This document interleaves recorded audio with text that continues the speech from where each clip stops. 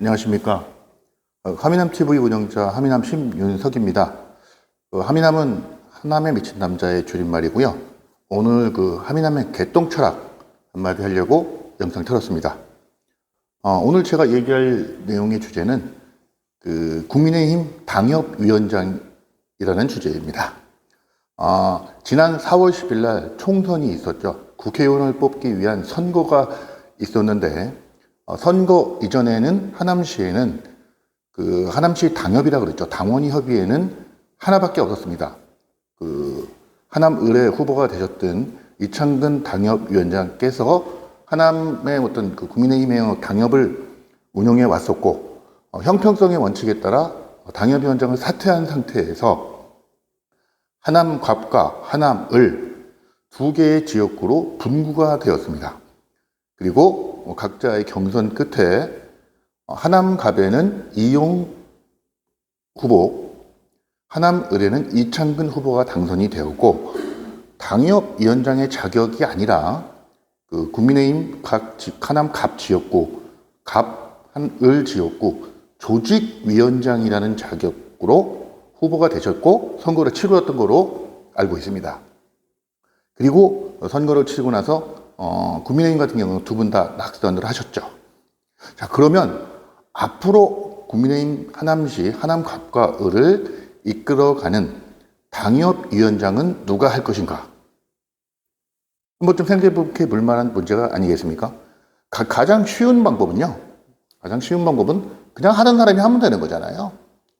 조직위원장이라고 명칭이 됐던 지난 4월 10일 날 후보, 갑 지역구에는 이용 후보, 을 지역구에는 이창근 후보가 그냥 당협위원장을 하면서 다시 조직을 이끌어가고 하면 되지 않겠느냐. 이런 얘기가 가장 쉬운 이야기이지만 몇 가지 생각해 볼 포인트는 있습니다. 첫째, 당협위원장 또는 조직위원장의 자격으로서 후보가 되었지만 결국은 패자잖아요.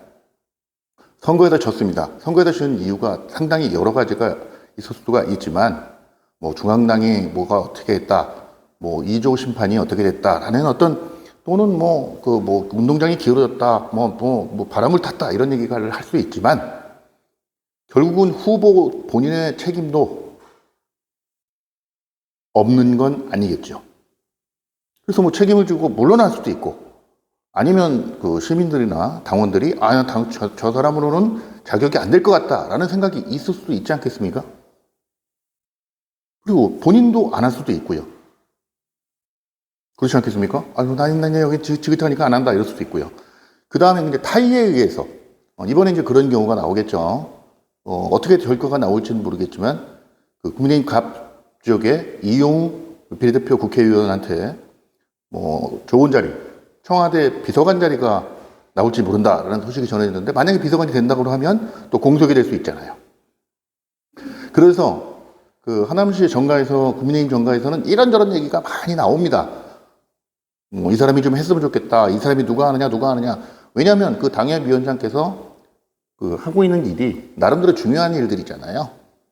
그 중에 2년 뒤에 비례대표, 말이 좀 자꾸 헛나와요. 지방선거, 도의원, 시의원, 그 다음에 시장, 이런 선거에 공천의 어떤 주요 인물이 될 수도 있고, 지역에 나오는 현안들에 대한 것들을 의견을 모으고, 중앙에 있는 정치의 분위기를 또 전달을 하고 하는 그런 역할을 분명히 하셔야 되잖아요. 하셔야 되기 때문에 누가 그걸 하느냐는 매우 중요한 문제이고, 4년 후에 또 그분이 출마할 수 있는 가장 좋은 여건이 될 수가 있기 때문에 관심들이 많습니다. 자, 여기서 제가 드릴 말씀은 그겁니다. 지난번에 후보 경선 했잖아요. 그렇듯이 좀 백지로 하고 왜냐면 두 군데 다 졌잖아요. 패자의 입장에서 어떻게 하면 패는지, 총선 백서를 하든 아니면 반성을 하든 이렇게 노력도 좀 하고, 다음번 선거에서는 반드시 이겨야 되겠다는 마인드에서 어떤 규칙을 정하고, 그래서 경선을 한번 하는 건 어떠느냐. 국민의힘 하남갑, 국민의힘 하남을 양개 지역구에 대해서 당협위원장 경선을 하는 건 어떻겠습니까? 공모해서 후보들을 모으고, 후보들에 대해서 어떻게 하겠다는 의견도 좀 들어보고, 필요하다면 당원들 선거나 어떤 그런 절차를 거쳐서 임명을 하는 건 어떻겠습니까?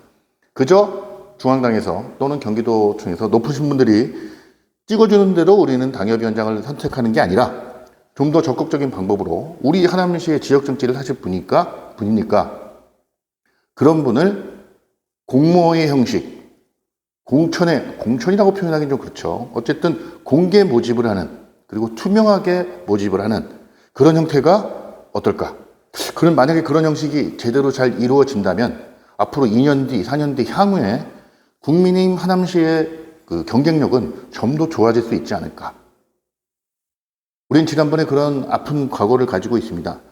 지역 정치인이 경쟁력이 있었는지 없었는지를 모르지만 선거철이 되니까 민주당의 경우지만 전략공천이라는 의미로 중앙에서 딱 후보들을 내려보냈고 중앙에서 이 지역 정치를 나름대로 흔드는 것들을 막을 방법이 없었잖아요.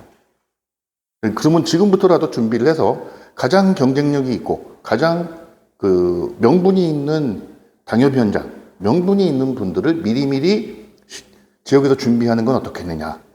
물론 주관은 중앙정치, 중앙에서 해야 되겠지만 지역에 있는 지역의 당원, 지역의 시민들의 의견을 모아서 당협위원장을 선발하는 모습은 어떻겠느냐. 그런 모습을 저는 한번 보고 싶습니다. 이제 얼마 안 있으면 그런 일이 있을 수 있겠지만 슬그머니 그냥 어디서 누가 책상에 앉아가지고 이 사람이 우리 당협위원장이야. 너희들 모셔 이렇게 내려보내는 것보다는 공모를 해서 한번 누가 할 수 있는 사람 있으면 나와봐 라고 해서 이번에처럼 시스템 공천처럼 이번에 시스템 공천 멋있게 나왔잖아요. 시스템을 가지고 누가 뭐라고 해도 형평성을 가지고 누가 뭐라고 해도 이야기할 수 있는 그런 식의 당협위원장이 선발이 된다면 더 좋지 않겠습니까? 라는 이야기입니다. 오늘 이야기 마치겠고요. 이 이야기를 들어주시는 분 중에 이렇게 될 수 있게끔 저와 동의하시는 분들은 주변에도 얘기 나눠주시고 이 영상도 공유해 주시면 감사하겠습니다. 네, 감사합니다.